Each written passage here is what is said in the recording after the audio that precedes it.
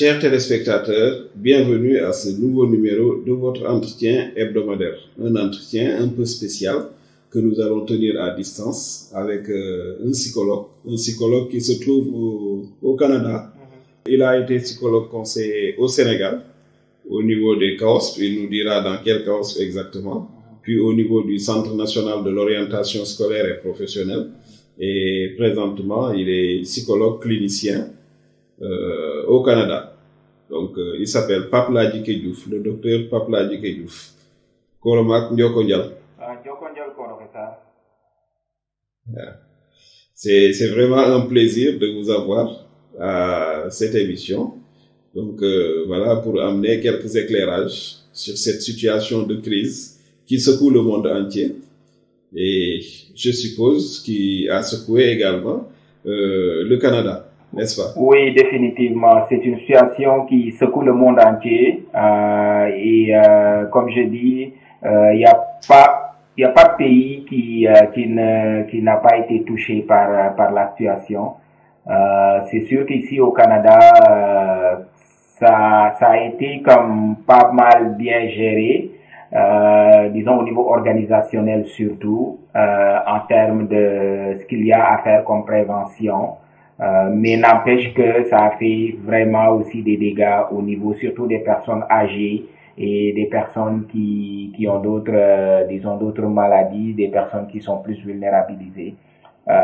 Et au niveau également du travail, les gens sont passés pour la majeure partie au télétravail. Le gouvernement avait décidé, les gouvernements en fait ont décidé au début juste de faire fonctionner ce qu'on appelle les services essentiels.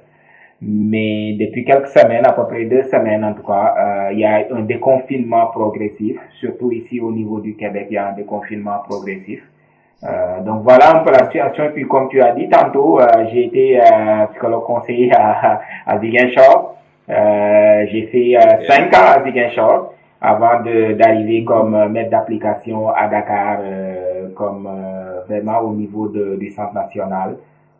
Dépendant vraiment du ministère de l'Éducation. Donc, je suis au Canada depuis 2014 et depuis 2014, quand même, je me suis carrément réorienté vers la clinique, en faisant des formations aussi, des renforcements de capacité ici au Canada comme aux États-Unis. Et aujourd'hui, je suis membre de l'ordre des psychothérapeutes autorisés de l'Ontario et en même temps, je suis superviseur clinique à l'Université Saint-Paul et puis je suis directeur clinique aussi en santé mentale et traitement des dépendances. Ok. Chers téléspectateurs, donc certainement vous avez compris pourquoi nous avons pensé à l'inviter pour nous emmener quelques éclairages parce qu'il connaît la situation que nous vivons. Donc voilà, il connaît notre pays.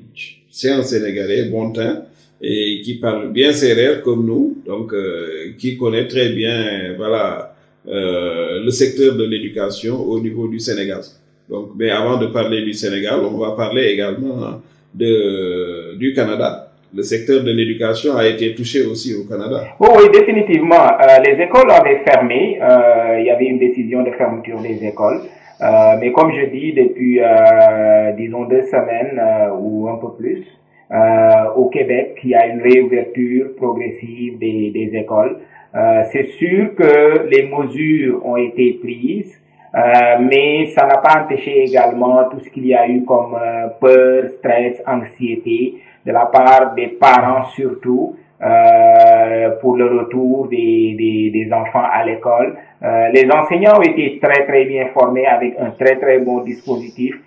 Mais moi, les enseignants avec lesquels j'ai eu à discuter me disaient qu'ils avaient à peu près 1/3 de leurs effectifs de classe qui sont revenus à l'école, malgré tout ce qu'il y a eu comme communication, tout ce qu'il y a comme dispositif mis en place.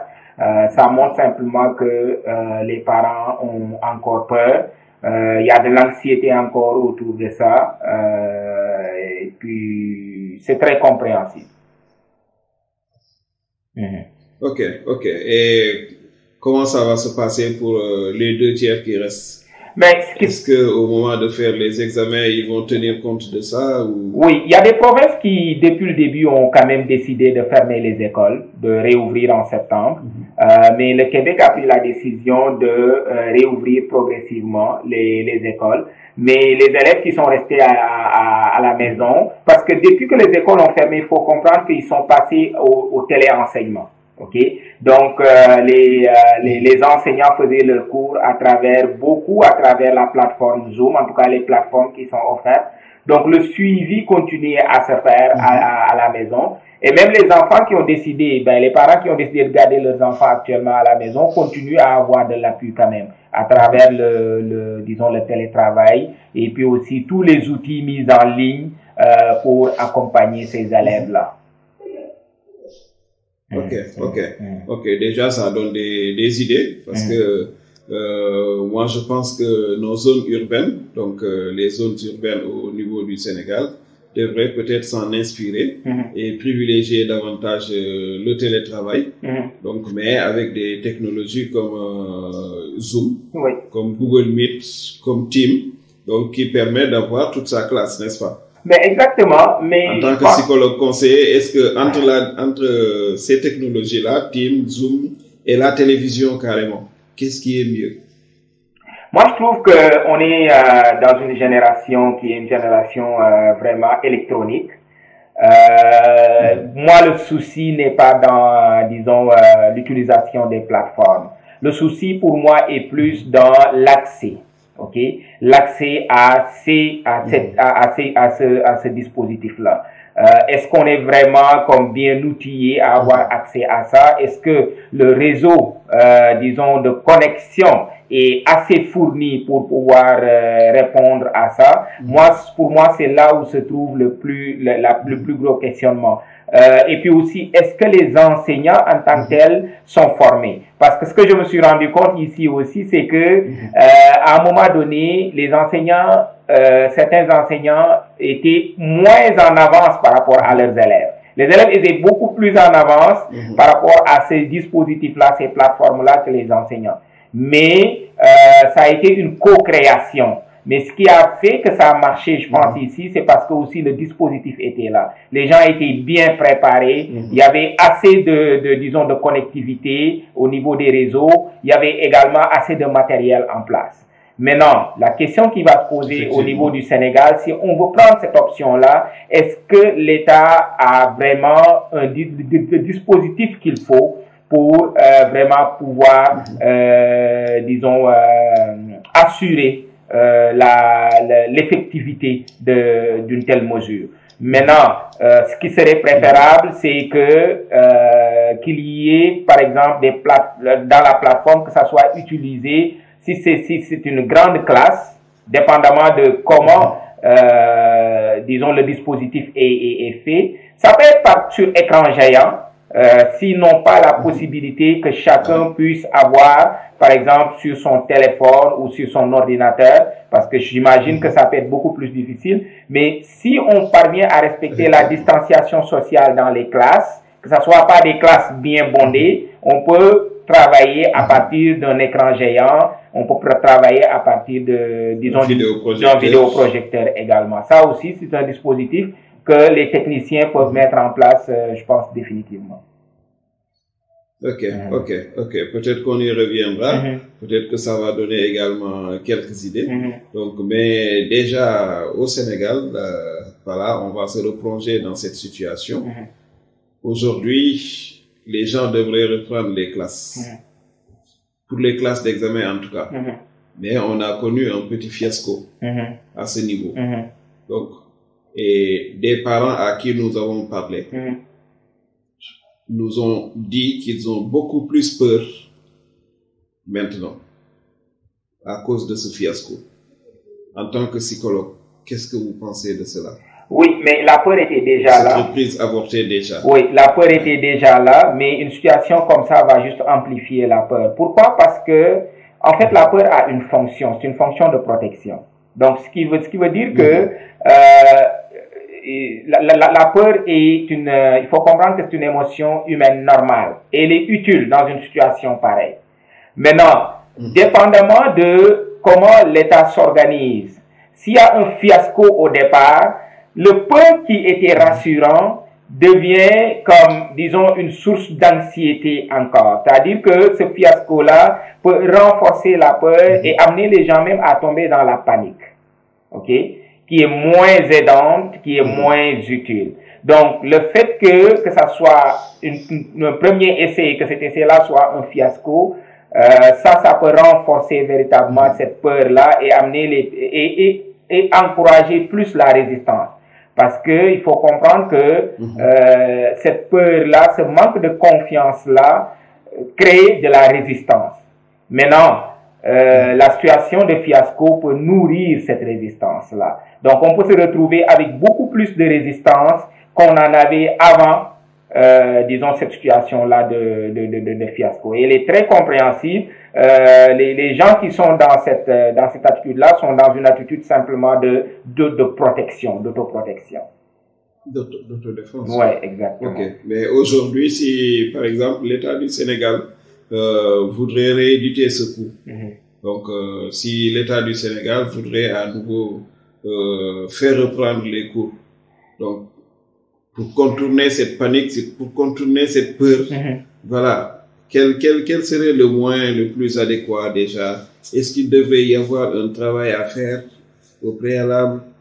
Voilà. Ben, je pense qu'il faut un bon plan de communication derrière et je pense que l'image va être importante à ce niveau-là. Il faudrait que l'État puisse convaincre. Ok? Il faudrait que l'État puisse vraiment convaincre à travers sa stratégie de communication. Et là, ça va aller probablement dans prouver, avoir des preuves par des faits, disons, filmer des images que véritablement le dispositif est en place. Ça va pas juste s'arrêter à des paroles là. Les gens en ont tellement entendu et il n'y a pas eu vraiment de suite dans ces paroles là, ce qui a créé cet impact là. Je ne doute pas de l'intention, mais il faut prendre en compte l'impact, les faits. Et aujourd'hui, l'État devra véritablement avoir un plan de communication, une communication adaptée, une communication qui va convaincre. Ils ont besoin de convaincre que le dispositif est en place, au niveau de l'hygiène, au niveau disons, de la sécurité, pour que les classes puissent réouvrir. C'est justement ça qui pourra aider à peut-être créer cette sorte de décharge émotionnelle au niveau de la communauté et que la confiance puisse revenir progressivement. Ça va prendre un temps, ça va prendre un processus, mais la base, ça va être une communication très convaincante avec des preuves, des faits à l'appui. Et dans certaines localités du Sénégal, on a vu que le gros problème maintenant, c'est devenu la stigmatisation. Et la stigmatisation des enseignants, de ces enseignants qui sont venus d'autres localités, surtout de Dakar.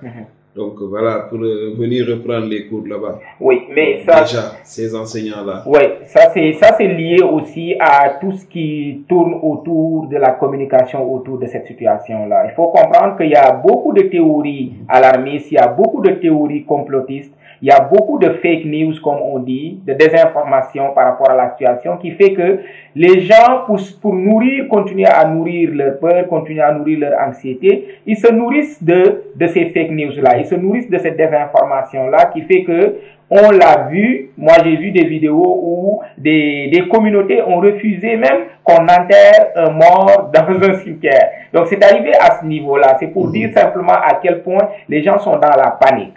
Et on dirait qu'on est retourné à l'époque où chaque voisin surveillait son voisin. Ok? Le problème de confiance se pose et c'est sûr et certain que les communautés commencent à s'autoprotéger. Donc, si quelqu'un vient de l'extérieur, il y a ce réflexe-là de dire, oh, est-ce qu'il ne porte pas la maladie? Est-ce que c'est la bonne personne pour notre communauté? Etc., etc. Et on l'a vu aussi à travers les images, comment les enseignants ont été transportés. Ça aussi, ça a renforcé cette instabilité-là. Oui, cette instabilité-là.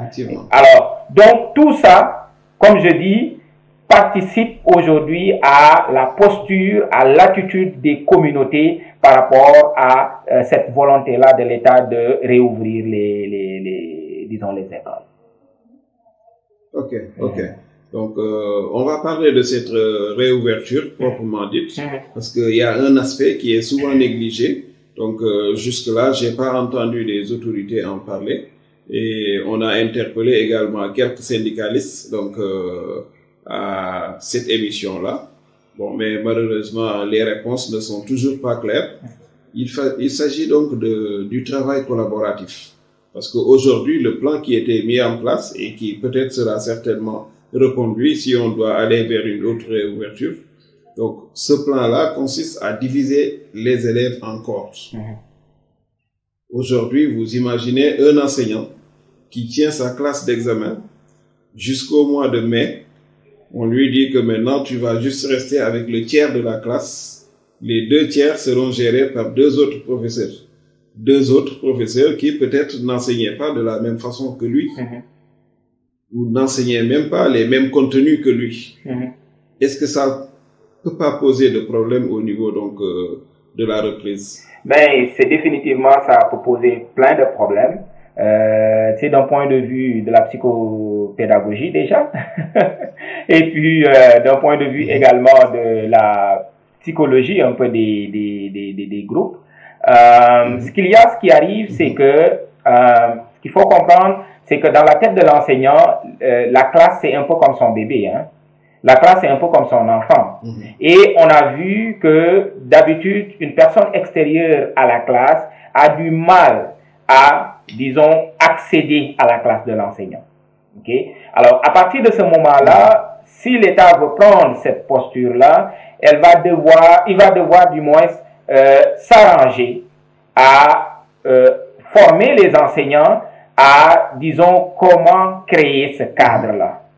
Moi, je pense que c'est prématuré, c'est vraiment prématuré comme stratégie, et que la meilleure des stratégies serait probablement de focuser sur qu'est-ce qui est urgent et important. OK? Et de regarder qu'est-ce qui est urgent et important dans la réouverture. Et comment s'organiser à prendre en charge ce qui est urgent et important. Ce qui est urgent et important aujourd'hui, c'est les classes d'examen. D'accord? Alors, comment maintenant on peut s'organiser pour que ces classes d'examen-là, par rapport au ratio d'enseignants qu'on puisse avoir, disons, le nombre d'enseignants dans un nombre de classes qui va respecter les mesures d'hygiène et de sécurité.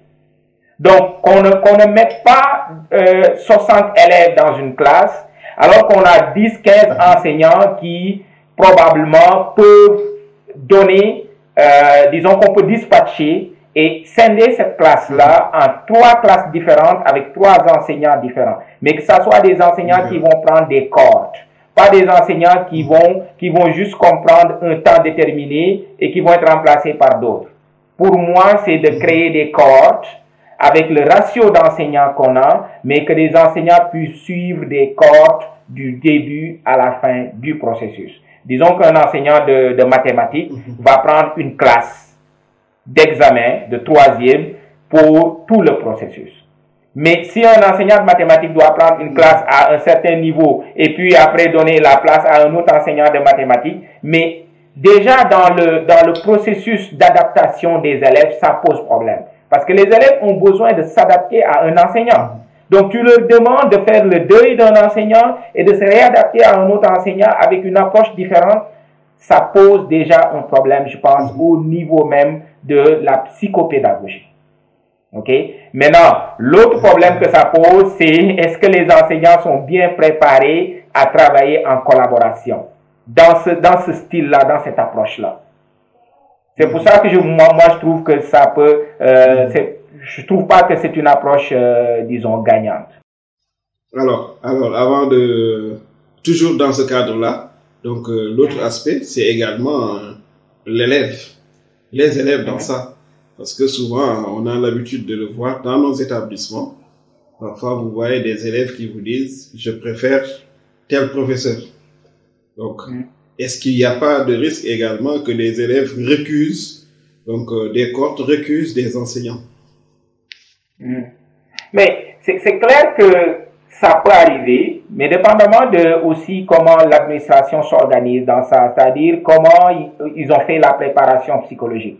Parce qu'il y a une préparation aussi à faire aux élèves, de façon psychologique. Il faut préparer les élèves. Il ne faut pas juste comme arriver du jour au lendemain puis leur dire voilà, ben, adaptez-vous.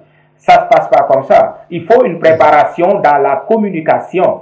Okay? Aussi bien au niveau des enseignants qu'au niveau des élèves, pour leur expliquer un peu c'est quoi le bien fondé d'eux. C'est pas parce que c'est des élèves qui subissent. Normalement, aujourd'hui, on doit miser sur l'approche centrée sur les élèves. Et une approche centrée sur les élèves, tous les collaborateurs doivent travailler pour le bien des élèves. Mais ils doivent travailler avec les élèves. Je pense qu'il faudra être co-créatif aussi avec les élèves. Donc, si le dispositif est mis en place et que les élèves n'ont pas été préparés en amont, mais ça peut poser problème, bien sûr. Parce que à l'école, ces élèves-là, avant que les cours n'arrêtent, avaient un enseignant. Et ils étaient déjà adaptés à l'approche de cet enseignant-là, ou pas, ok, dépendamment. Parce que il peut y arriver aussi qu'on retrouve une classe où le prof de maths n'était pas vraiment bien apprécié et que les élèves sont comme vraiment contents de trouver un nouveau prof de maths. Mais dans la normalité des choses, les élèves devraient être préparés. Ils devraient être vraiment bien préparés psychologiquement au modèle, à l'approche, disons, qui est mise en place. Et ça va participer à diminuer les résistances qu'il peut y avoir, autant au niveau de l'acceptation de l'approche, autant au niveau de l'acceptation de l'enseignement, mais autant aussi au niveau de l'acceptation de l'enseignant. Donc, c'est aux trois niveaux là. Okay? Il faut travailler avec les élèves au niveau de l'acceptation de l'approche, de l'acceptation de l'enseignant et de l'acceptation du processus d'enseignement. Et ça nécessite vraiment comme une démarche particulière. Effectivement. Et on va rester toujours avec ces apprenants, ces élèves, donc, qui sont en classe d'examen, on l'a dit tout à l'heure. Déjà, rien que le fait d'être en classe d'examen, c'est quelque chose de très stressant, n'est-ce pas, chers téléspectateurs? Et avec cette situation, est-ce que la situation qu'ils sont en train de vivre, est-ce que ça réduit pas les chances de réussite de ces enfants? Ça pourrait bien dans le sens où la réussite des élèves tient compte aussi, disons, à la stabilité psychologique. Alors, la situation actuelle de la Covid, la crise de la Covid n'aidant pas vraiment dans cette stabilité-là au niveau psychologique, au niveau émotionnel. Maintenant, si on y ajoute disons des manquements au niveau de la reprise, disons de la stratégie de reprise des études, là ça renforce simplement cette anxiété-là, ça renforce aussi disons ce déséquilibre-là au niveau psychologique et émotionnel. Et ça ne participe pas à mettre les élèves dans une posture de réussite. Pour mettre les élèves dans une position de réussite, l'État doit travailler plus. Disons, par rapport à cette volonté de réouverture-là, travailler à aider les élèves à se retrouver une certaine stabilité au niveau psychologique, mais aussi à les préparer psychologiquement par rapport à ce qui les attend. Okay? Au niveau des examens et puis au niveau aussi de cette reprise-là, est-ce que toutes les conditions d'hygiène et de sécurité sont réunies? Est-ce que au niveau de l'enseignement, pédagogie, est-ce que tout est en place? Et avoir des faits. Simplement sur la base des faits, parce que à date, il y a eu vraiment de la difficulté à ce que le discours et les faits se concordent. Et ça nourrit simplement, disons, ce sentiment-là d'anxiété au niveau des élèves et également, ça nourrit également comme beaucoup de résistance qu'on est en train de voir avec la volonté de l'État. Ok. En tout cas, nous vous remercions encore pour tous ces éclaircissements. Donc, malheureusement, nous arrivons au terme de cette émission, n'est-ce pas, chers téléspectateurs? Donc, vous n'en avez pas assez. Mais bon, malheureusement, c'est les contraintes de temps. Donc, on le rappelle, avec le docteur Papaladike Diouf, qui est psychologue, clinicien, et qui a, avant d'aller au Canada, en 2014, comme il l'a dit tout à l'heure, a été psychologue conseiller au CAOSP, au Centre académique de l'orientation scolaire et professionnelle de Ziguinchor, avant donc de venir à Dakar comme maître d'application au niveau du Centre national de l'orientation scolaire et professionnelle. Donc, aujourd'hui, il nous a gratifié de ses analyses et nous le remercions. Et on va juste lui permettre de dire un dernier mot. Ben, mon dernier mot, c'est beaucoup de compassion aussi envers les parents d'élèves, envers les élèves également, envers les populations et disons encourager l'État vraiment à travailler avec les acteurs, les vrais acteurs de l'éducation. Que ça soit pas des décisions prises par des experts, ok? Ça risque simplement d'envenimer la situation. Et si on sait qu'en zone rurale, il y a énormément de manquements au niveau du dispositif et des outils au niveau pédagogique, il faudra vraiment travailler très fort avec les acteurs locaux, travailler avec tous les acteurs de l'éducation si on veut vraiment, disons, réussir ce retour-là dans les classes. Si on veut un retour gagnant. En tout cas, nous vous en remercions aussi au nom de tout le peuple sénégalais et surtout au nom de tous les acteurs du système éducatif sénégalais. Donc, chers téléspectateurs, nous arrivons au terme de cette émission et nous vous remercions encore et vous donnons rendez-vous dans une semaine pour un autre numéro de votre entretien hebdomadaire.